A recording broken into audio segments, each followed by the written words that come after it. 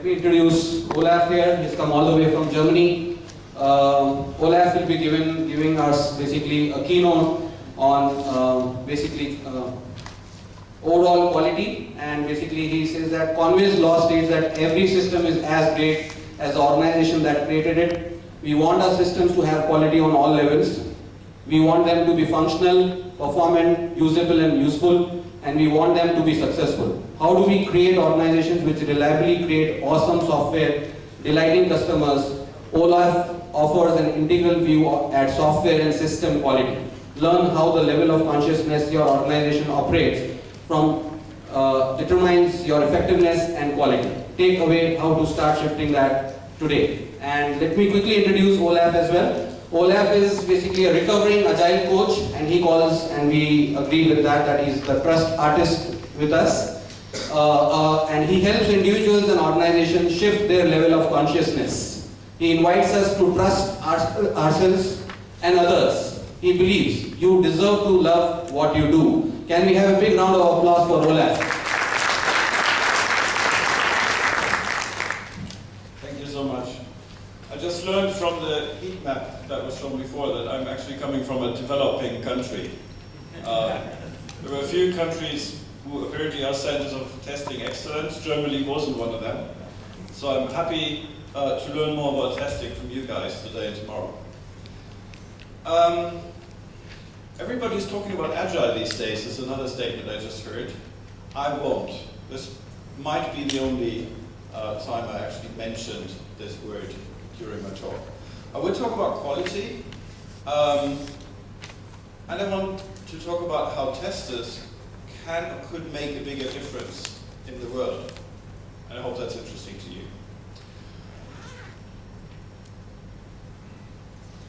Changing the world is something that sounds really big. And it's something that you can actually learn. And one of the most inspiring things that I learned about changing the world and people going out helping people to learn how to change the world is actually happening in India, so it's quite close to here, although I haven't been there myself. You all know what this is, right? These are Kantari chilies. And they were chosen by a German woman who's now living in India. And she's a really impressive person. Her name is Sabriye Tenberken. She's about my age, born in 1970. And she's been blind since she was 12. She has traveled to Tibet on a horseback on her own a few years ago. She has founded a school for blind children in Tibet. And she has met people from different places who have made big social differences, created organizations, created initiatives that change the world for people who have a hard time in life. And she was looking for a place where she could do that, where she could work with these people on a larger scale, and she founded a school which is called Kantari, like these chilies, because she wants to see a world spiced by ethical visionaries and driven by integrity, empathy, and equality. And when I was reading her book and her story of how she came about doing this, I was touched in so many ways and related to so many things that are important to us when we talk about changing organizations, when we talk about being successful in complex environments, when we talk about relating to each other in ways that we become more effective in the way we collaborate. So I chose to integrate her into some of the talks I give, because funny enough, even though she is from Germany, she is barely known. And although she's operating in India, I suppose you haven't heard of her either, right? And I think people like that who choose to make a big difference in the world and who choose to help others learn how to make a big difference in the world, those people deserve to be well known. And that's why I included her at the start of this talk. So what does this mean, change the world is an acquired skill? I think the first thing that we can all learn and that we can remember every day is that change starts with me. And I can do something to make a difference in the world every day. And I think testers do that every day. you look at something, a system, usually a software system, every day when you come to work, and you challenge it with your thinking. You're challenging the assumptions that went into the creations of the system. You're challenging the expectations, and you're challenging how it performs against those expectations. And what I'm wondering about is what would happen to the world if you applied that skill to the systems we work in, to the companies we work in, to the teams we work in, to the ways we collaborate, relate. And what would happen if all of these amazing, challenging minds would actually set out to help organizations become better suited to produce better software? Does that make sense to anyone? Okay. So let's start talking about choice. How do we make sure that our software is usable, useful, successful, etc.? Who do we need to talk to? Right? Who do we need to get into the room so that the people in the room can actually make sure that we are paying attention to and taking responsibility for all of these areas of quality? And that's a great conversation to have. And if you notice that you don't even know the people who take care of the financial success of your software, the economic conditions of that success, people who understand the business model, get them into the room, start talking to them. Right? You can make so much better decisions as a developer, as a tester, as a product owner, whatever your role is, when you know these things. And the same goes for all the other levels, right? So when you talk about how do we make sure we have less bugs, fewer bugs, sure, you can do more testing. But you might also want to have the developers think about not making so many bugs in the first place. And there are lots of conditions that we can change in the system to make that happen. So, one thing that after using this model for years and thinking about other models that are also linear and offer a scale, I noticed that this is actually a simplification that doesn't suit reality very well. And what reality really is like is something like an onion, right? There's some level on which you see issues, and you start solving these issues, kind of peel off one level of the skin, and then you find out it's the same game again. Right? So you are improving and improving and improving and improving. This is true for your personal development, this is true for organizational development, it's true for software quality. I think it's true for any interesting thing that you want to improve in life or in the world. Another metaphor that I like using is a carpet. I'm not sure if does that work for yours out? The carpet we stuff things under that we don't want to see. It's a metaphor we use a lot in Germany. I'm not sure where that's from. And one thing that I always tell organizations, for instance, when you introduce Scrum, Scrum is a tool that you can use to rip off the carpet and throw the shit in your face every 2 weeks. And then it gives you a choice. You can put it back, or you can start doing something about it. If you always put it back, after a while you will have the sense that Scrum is not a useful tool for you. And that's probably true. Another thing that I've learned is when you do rip the carpet off, you dare to look at the shit. You actually do clean it up. Guess what's below? Another carpet. Right? It's the things that you didn't even know you had hidden behind the shit that you were about to clean up. And this is the onion, right? So when we think about quality, there's always something we can improve. And this is true for any system, be it software, be it organizational, be it your family, be it your life. There will always be this repeated process of something that you are aware of, you improve it, and then it makes you aware of the next thing. So quality, like every interesting thing, is messy. If you would be more scientific or you want to be more professional, you could probably say it's complex. But messy is a more pragmatic term. What does messy mean? Messy means that no matter how much time you invest in looking, you will never get all the details. There are other aspects to complex systems, but that's for later. So the drawing I made to show you that the successful thing is the most important, it's the outside. Because if your system is not successful, you won't be looking at it for very long. Right? Because then it will wither and die. And then the question if it's deployable, performant, or usable is not really important anymore. So we want to get the successful thing right. That means probably it's useful to somebody. And then you get to the other things. And then doesn't mean later in time, it means it needs attention in that order. So, when we look at our organizations that produce the software we are working on, talking about organization and quality, and that reminds me of time. Is anybody showing me some time, or do I need to take care of my own time? Will you be signaling me when it's like 15 minutes left or something? We do that, 10-minute time. Perfect. Okay. So, quality. Quality of the organization. So that I can focus on the quality of my talk. There's this thing called Conway's Law.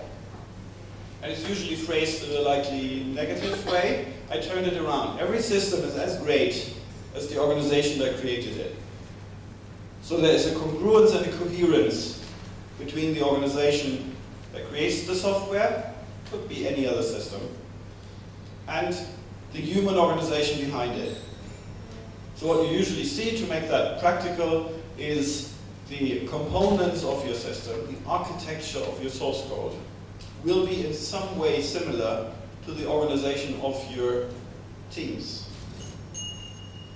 There will be boundaries in the organizations, boundaries where people don't regularly talk to each other, which reflect in software components which don't have very nice interfaces to each other. Have you seen something like that before? Okay. So, how do we create the kind of collaboration, the kind of communication, etc. in the organization that leads to better software? Another way to look at this from a kind of human perspective, a great book about a cool organization in Michigan, Joy Inc. Organization that is named Menlo. Anybody aware of that book? Really, really recommend it. How a company works when you take XP to an organizational level. They're doing a daily stand-up with 65 people and it's below 15 minutes in a big circle. And that's just one of the things they do. So it's really cool. And in that book I found this quote which was kind of leading him to actually moving the organization into that direction. He was working in another company and wasn't really happy. He said, deep down you know that there's a better way to run a business. And then he got the chance to start his own business and he started doing XP and he started experimenting with how that works. Have you ever seen source code like this? And you feel the pain, the tension in the person's shoulders who has to read this, decipher it, then looks into Git and finds out that it's been a former version of himself or herself writing it a year ago? Okay. What's the problem? What is the fundamental issue, factor in our organizations creating this? I think it's a lack of clarity of intent. If we had the people working on the software knowing what they wanted, knowing why they were doing what they were doing all the time, and giving them the kind of space and breathing time to actually think about this, that kind of thing wouldn't happen. Right? Most source code that I've seen in my life, and more than 50% of that source code was written by myself, was difficult to understand because at the time I wrote it, I didn't take the sufficient time to be clear about what I really wanted. So if you have difficult to read names, difficult, complicated structures, etc., it's because we don't pay sufficient attention to what we want to be doing. And I think this is just the tip of the iceberg thing. How many of you have spent time in education, at home, in university or wherever, to discover what you want in life? Is that a question you've been thinking about? Wow. I asked the same question to an audience in Germany on Monday. Similar size. 2 hands went up after long hesitation. So there is a difference in this culture. I'd be curious to talk about you about this. I would like to know how to bring that level of awareness back to Germany. Maybe there's a different school thing here, but I think it's something different. So, people knowing what they want. I think this is a quality in life thing, right? That you know why you are here. And it's been taking me more than 40 years to figure out that this was an important thing to know, and then a few more years to figure out what it is that I want to and can bring to the world.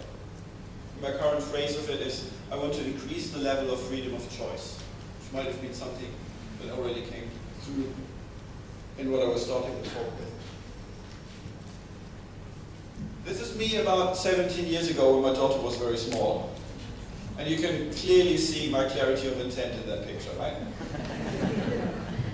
I'm not saying that was always the case, but definitely most of my adult life, I'm not so sure how it was before, I did things because I thought they were just the next best thing to do. And I think too many of us do too many things because it's just the next thing to do. I went into programming because I had started working with computers when I was 15, and there was a unique thing in the 90s that you could put the word internet on a computer with all the letters in the right order.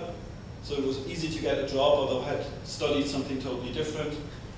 Being able to program and being good at it led to some development in terms of managing people, consulting organizations, and then at some point actually discovering how human beings work, how organizations work, and what it means to be successful together. And this is what I'm inviting you to focus a little more of your time on, because it will make your life so much better.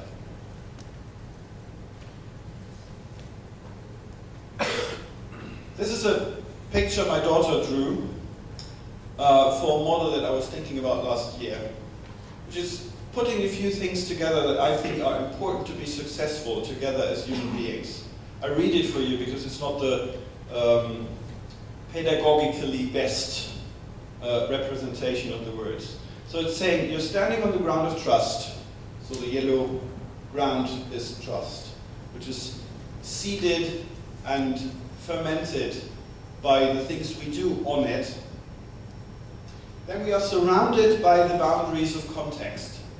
So whenever we meet and create something together, we define or create a context that has some boundaries that give sense to being inside it together and something else being outside it. So that's this kind of fence.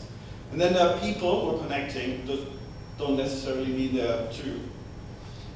And what we need to connect and create something is we need to share a protocol for language, a protocol for communication, a protocol in a physical sense, so that actually the words I speak turn into sound waves that reach your ear and understanding. You will notice certain nerdy, geeky quality in this model now. We also need a shared model of reality. A protocol isn't enough, we need a shared model. We need to share metaphors, we need to share understanding of the words I use, etc. We need shared experience, which we can build on, communicate about, so that we can actually transfer meaning. With all of these things, and a shared purpose, that's the connection between the two hearts in the picture, we can create value. And again, this is a model where thinking about the different components and raising your awareness can bring a lot to the collaboration of your team.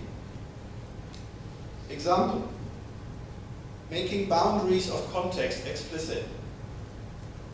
Right? You know how difficult it is in a software system to decide where you need cohesion, where you need coupling, where you need decoupling.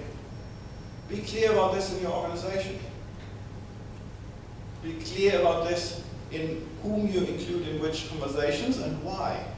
And again, think about the why, right? When we start building the software architecture, in the conversations that we have when we talk about the system that we're about to create, it's probably going to be a more deliberate choice how we set the system up and how we set our conversations up that create it. Be deliberate about protocol and models. We have so many different dialects of language, especially in IT. Testers talk a different language from developers. Developers talk a different language from database engineers. Database engineers talk a different language than architects or designers. And then UX people, managers, product people, customers. Like, we all use the same words, but we mean different things. So make sure that when you talk about something, especially when it is across a boundary, that's why awareness of boundaries is important, you're using the same word for the same thing. Somebody uses an interesting term, like the term transaction, ask them, what kind of transaction is that transaction? And hear their thoughts instead of assuming that your interpretation of the word is also theirs, because that's unlikely, especially when you're talking across boundaries. The model that inspired the title of this talk when I first submitted it to a conference last year, or a former version of this talk, is a model of organizational development that was presented, at least to me, in the book Reinventing Organizations in 2014. Has anybody read that book? Heard about it? It's really great and also really controversial. And I'll tell you about both sides. The great thing is, Fred Laloux, who is the author, he has traveled the world and visited kind of new generation organizations.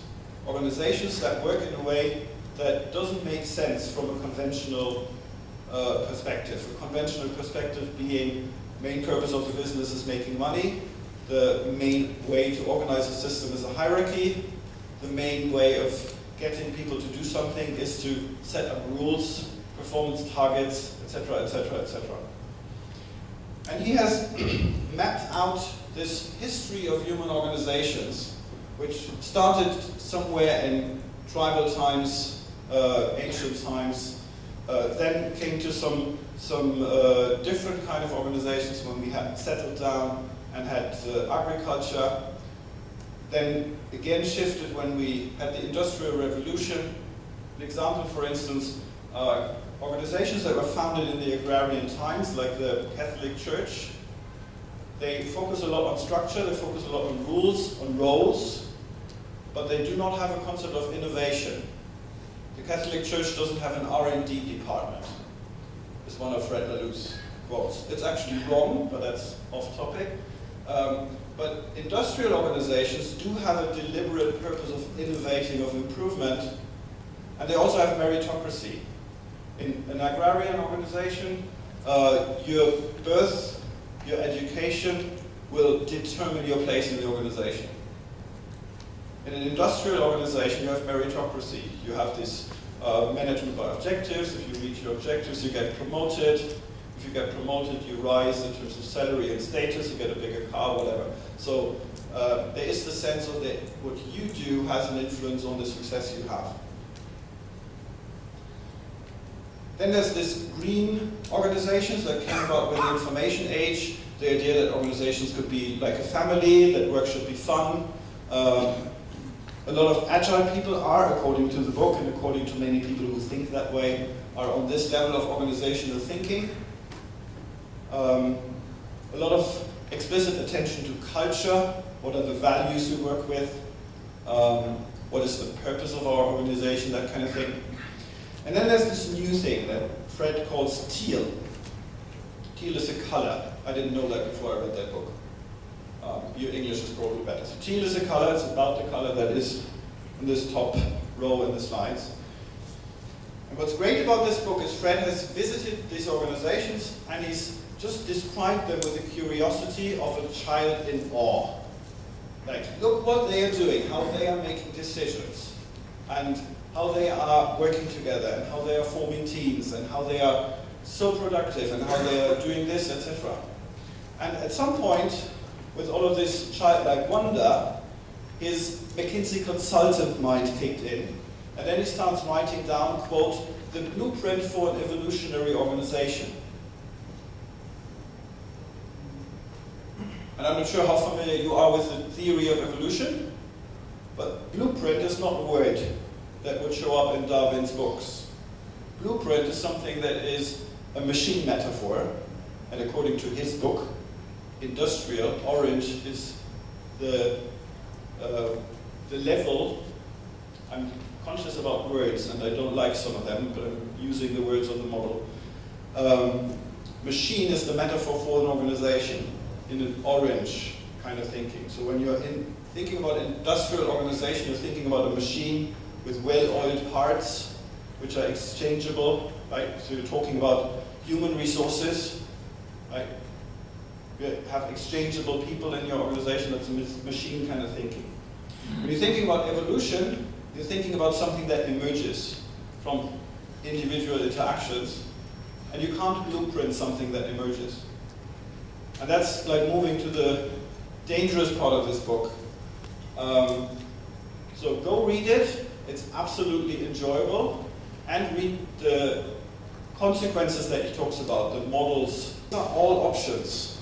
Optionality instead of fixed planning, rigid future prediction.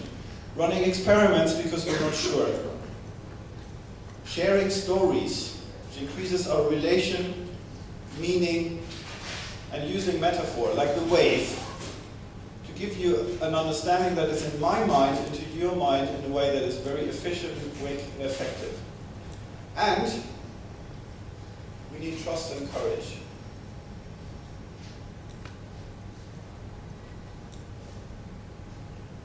If the way we do things now is not the way we want to be the future way things are, we need to go somewhere else. And that means first we need to have some confidence and courage to actually stand up and become aware of what else might be possible, and then move carefully to the new way and try what works. Who has been feeling that way, like the guy on the picture when testing software? Okay, so you know how that works. And that's my main point that I want to get across. That's why I'm stressing it so much. And I would like to inspire conversations throughout the 2 or 3 days you're here. How can we apply this experience, this skill, to actually be more courageous, more influential in the systems we're in the world? We need to challenge the system if we want to substantially change it. And this challenging mindset is something that you bring to the table, right? You are good at that. You do it every day. And I think the people who are currently leading our organizations, they aren't. They got to where they are because they fitted in, because they followed orders, because they did not question the assumptions.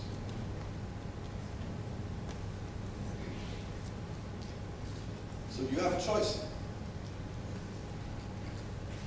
And depending on which pill you take, you can offer these pills to others and lead them to do the same. Right? Be the change you want to see. I'm quite sure it was an Indian person who said that famously.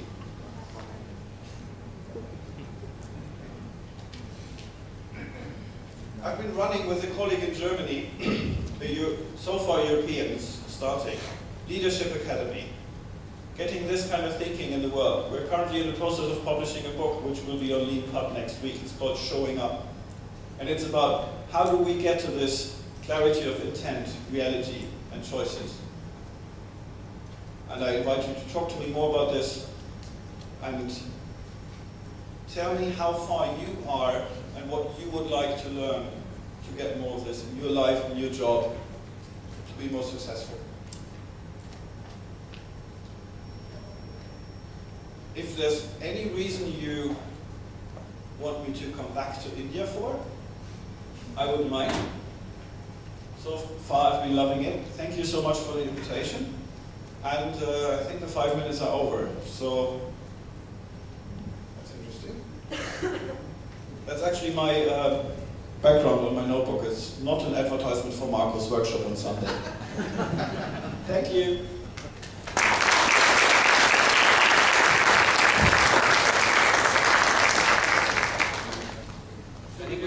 Okay, happy to answer questions, of course. We'll take a few and then we'll... So you talked about a lot of changes, you be the change and... Yes. Things. How do you actually ignite the change among your fellow people or, motivate them? How do you actually ignite the change? Just a very small example. What you may be noticing, a lot of you are wearing shirts. I don't see anybody with a tie, but I do work with a lot of organizations where people wear shirts and ties. I'm going to work as an external consultant who's fairly high paid, with t-shirts like this, with shoes like this. I show up in a different way. Very simple thing that I usually do is when I go into a meeting, when I meet people, I check in with people. I tell them how I am at the moment, how I feel. It doesn't need to be very personal. And I invite them to do the same, so that you create a human connection.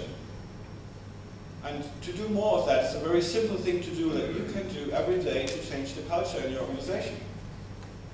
Because as soon as you start doing this, this becomes attractive to the people around you, and you can encourage them to do the same.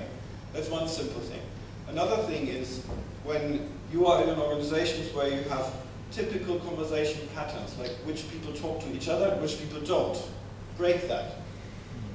I have been in an organization where you are encouraged to go across the hierarchy, but that usually doesn't mean that you can't talk to these people and form a relationship. And just doing that, you are helping the communication channels in the organizations to evolve in a different way. Interpret rules in a kind of generous way, in a kind of challenging way. Like when I look at the traffic in this city in Mumbai, which I enjoyed yesterday, you are the most agile nation on the planet. Right? You really know how to inspect and adapt. You use some of that attitude at work, and then things will probably become a lot nimbler, a lot more effective, and a lot more messy in a good way. Does that answer your question? Okay. So start small. Doesn't need to be. I'm starving to death today until you stop pressing me. Right? That is a way to change the world too, but I don't think everybody needs to do it that way. Can we take one more question and then probably... Yeah.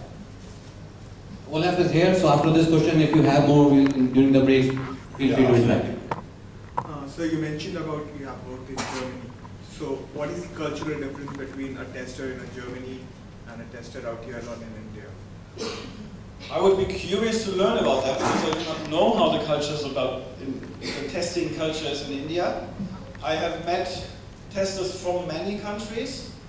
I couldn't say that there's a specific testing culture.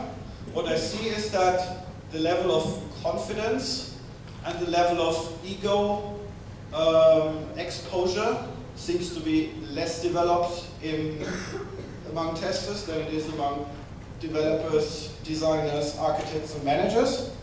The interesting thing is that the ego thing is not helpful at all. It makes them less effective than you are in collaboration. The confidence is giving them a lot more power in the systems. So if you work on the confidence and just don't do the ego bit, that would improve things a lot. And this is from the testers I've observed. And some of them are Indian, but not many. So maybe things are different here. Your mileage may vary. And I would say that interact guys, because that would allow Olaf to know what kind of testers we are during this 2 days or 3 days. And with that, can we have a big round of applause for Olaf here, please? It was really a super keynote, and the one that I really liked, there were so many quotes which Olaf did about the waves and complexity. Do you want to basically run away from complexity? Do you want to basically write them? Or do you want to create them? So I would say that this is what all this meet is. This is what this GTR is all about. And we would like to thank Olaf to questioning ourselves, making a choice that can we make our competition's night sleepless. With that, can we have a big round of applause again for him, and can I call Ashish up on the stage? Thank you so much, Olaf. It was really inspiring.